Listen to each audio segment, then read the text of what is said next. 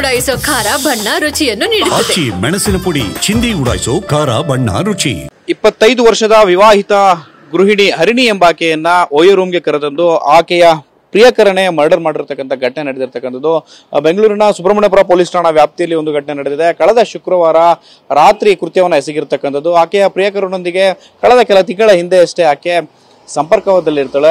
ಜಾತ್ರೆಯ ಸಂದರ್ಭದಲ್ಲಿ ಆತನೊಂದಿಗೆ ಆಕೆಯ ಪರಿಚಯವಾಗಿರುತ್ತೆ. ತದನಂತರದಲ್ಲಿ ಅವರಿಬ್ಬರ ಮೊಬೈಲ್ ನಂಬರ್ ಎಕ್ಸ್ಚೇಂಜ್ ಆಗಿರುತ್ತೆ. ಆ ಬಳಿಕ ಅವರಿಬ್ಬರು ಕೂಡ ಸಂಪರ್ಕದಲ್ಲಿರ್ತಾರೆ.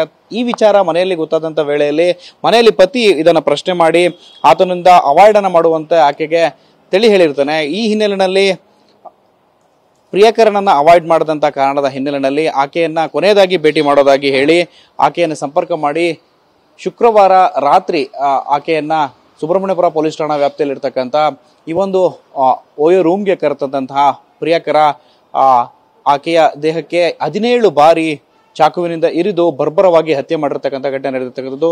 ಕೃತ್ಯದ ಬಳಿಕ ಆತ ಕೆಂಗೇರಿ ಪೊಲೀಸ್ ಠಾಣೆಗೆ ತೆರಳಿ ನಡೆದಿರ್ತಕ್ಕಂಥ ಘಟನೆಯನ್ನ ವಿವರವಾಗಿ ಪೊಲೀಸರಿಗೆ ತಿಳಿಸಿರ್ತಾನೆ. ಅದಕ್ಕೂ ಮುನ್ನ ಆತ ಮಾಡಿದ್ದ ಅಂತ ಹೇಳಿ ಮಾಹಿತಿ ಲಭ್ಯ ಆಗಿರ್ತಕ್ಕಂಥದ್ದು. ಈಗಾಗಲೇ ಆತನನ್ನು ಸುಬ್ರಹ್ಮಣ್ಯಪುರ ಪೊಲೀಸರು ವಶಕ್ಕೆ ಪಡೆದು ತೀವ್ರವಾಗಿ ವಿಚಾರಣೆ ಕೂಡ ನಡೆಸಿರ್ತಕ್ಕಂಥದ್ದು. ಕ್ಯಾಮರಾಮನ್ ರವಿಕುಮಾರ್ ಜೊತೆ ಶಿವಪ್ರಸಾದ್, TV9 ಬೆಂಗಳೂರು.